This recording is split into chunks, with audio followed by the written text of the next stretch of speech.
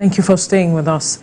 A recent report by the United Nations Educational, Scientific and Cultural Organization, that's UNESCO, has revealed a staggering statistics that 20 million Nigerian students are currently out of school.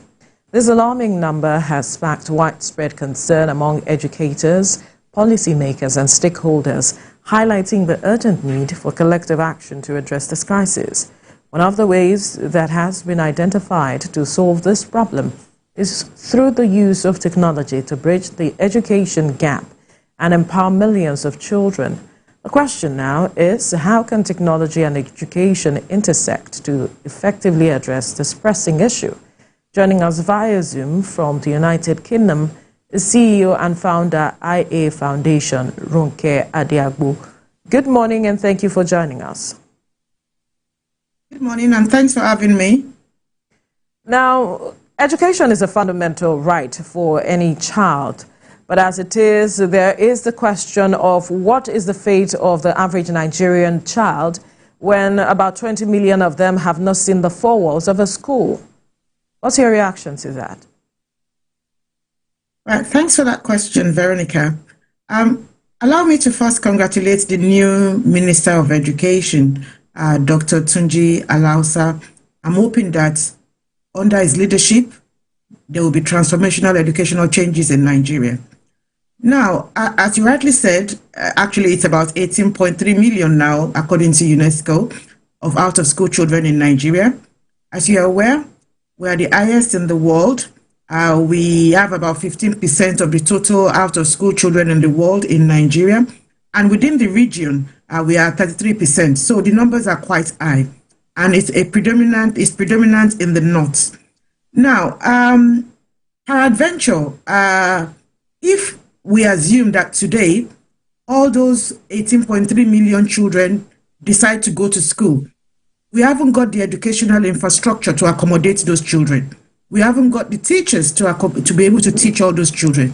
So we are not ready to educate those 18.3 million children if they are ready to go to school. Therefore, we as an organization have been providing different solutions. You understand, increasing the budgetary allocation, applying legislation and all that stuff. But nothing seems to be working well.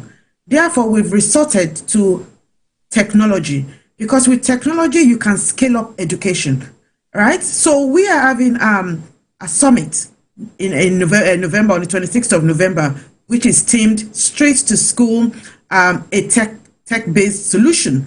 Therefore, we are inviting edutech suppliers to come and tell us how we can scale up education using technology. We're going to be flying people in from the diaspora to attend the conference. We're going to be honored by the First Lady of Lagos State as well at that summit.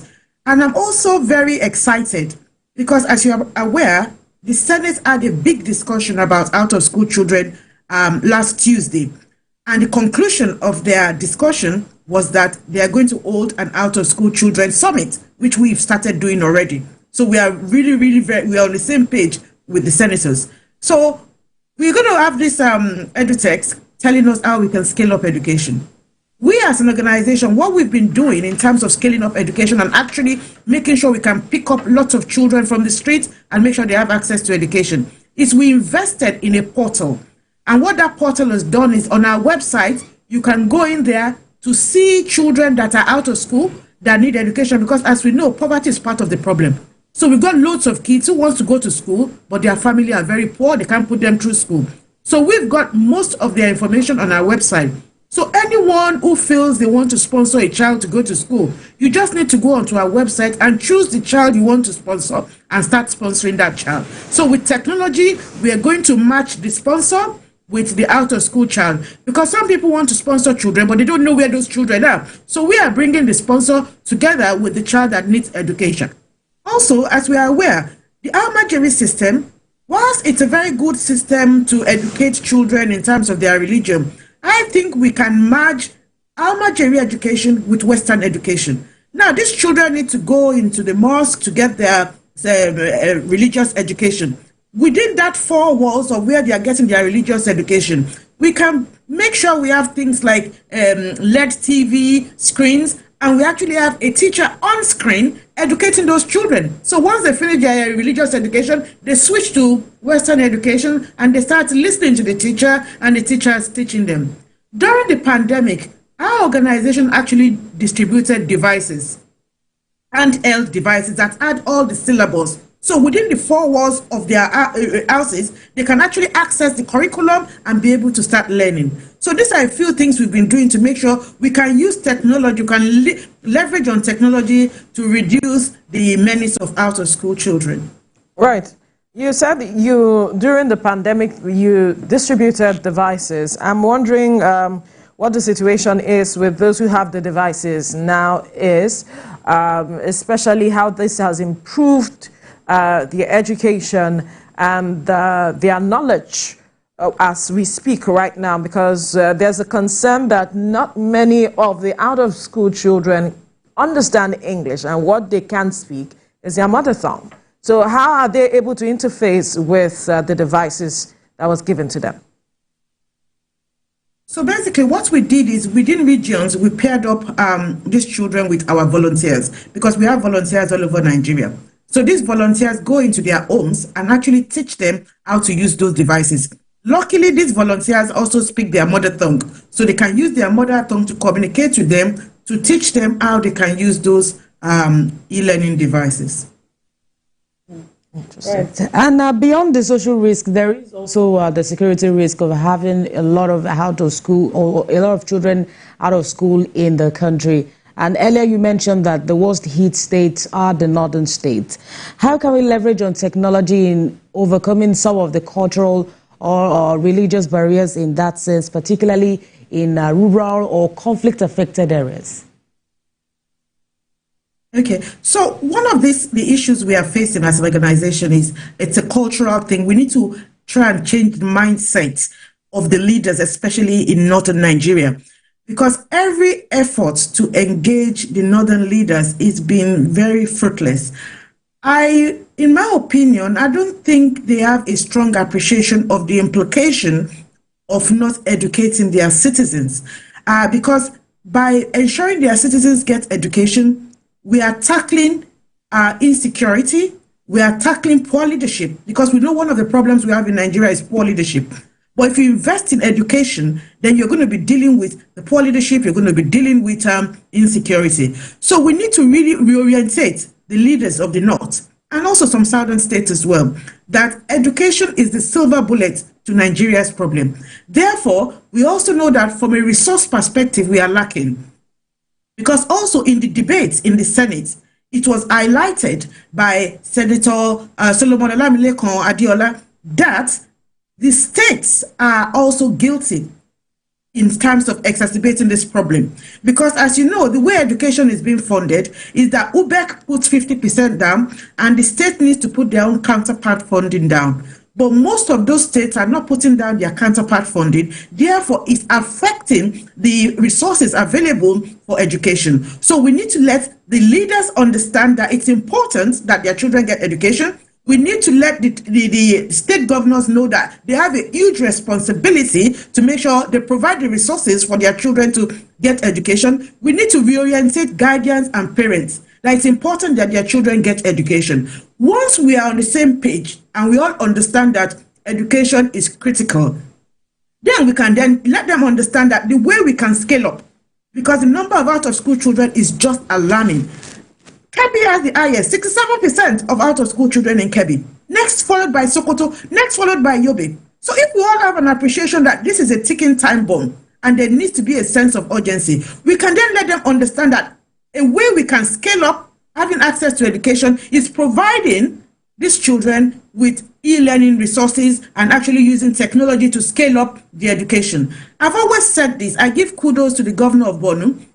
He had the students with laptops. You understand? Because he understands the power of technology and he is leveraging on technology. And I want to encourage other northern leaders to borrow a leaf from what the Borno State governor is doing, so they too can actually distribute resource e-learning devices to their students and provide the resource that will help them navigate how to use it. because there's no point giving them e-learning resources and they don't know how to use it. So you need to provide the manpower to support them to be able to do it. So it's a multi-dimensional approach that we need to adopt, but we need to engage all the stakeholders and make sure we are all on the same page. And that is why this summit, which the Senate is proposing, is a welcome development. Along with the summit we are also having next month. Interesting.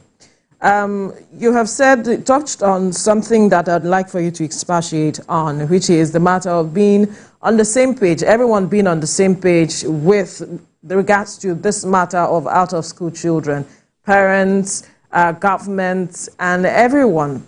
But on the part of the parents, let's look at the matter of access to quality education.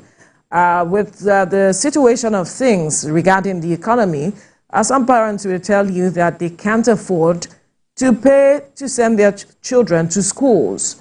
What can we do around that matter? That's on the one hand. On the other hand, there's also the matter of quality teachers who understand how to use this technology and to teach these children. Do we have the right number of persons to do that, looking at the number of children that we have to deal with?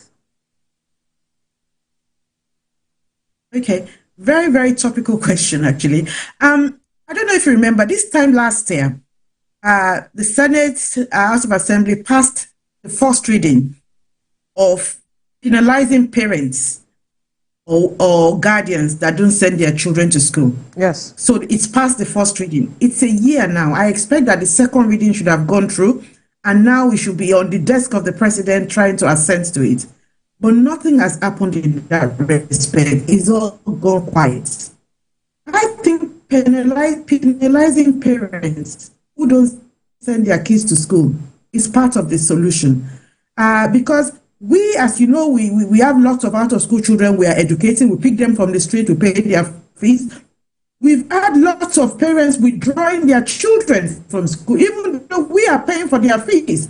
And the reason they are withdrawing their children is that, the family is poor. So therefore, this child needs to come out of school and go and work to provide food for the family. I've been on the street of Lagos State picking up kids, struggling with parents, telling the parents that this child should go to school instead of working. And the parents are busy struggling with me, saying, no, that child will not go to school. Parents to send their kids to school. But if there is legislation in place and people get penalized, parents get sent to prison for not sending their children to school, then they would sit up and allow their children to go to school. Because what we are trying to deal with is generational poverty. Parents can be poor and their kids be poor as well because they are not allowing their children to go to school. So I think penalizing the parents is absolutely critical. In the UK, if you don't send your child to school, you get penalized. And that is why they have next to zero out-of-school children. If you don't penalize parents, they will just use those children as child labor, and that is not acceptable. Then for the number of teachers, the quality of hands to teach this number of out-of-school children, do we have that?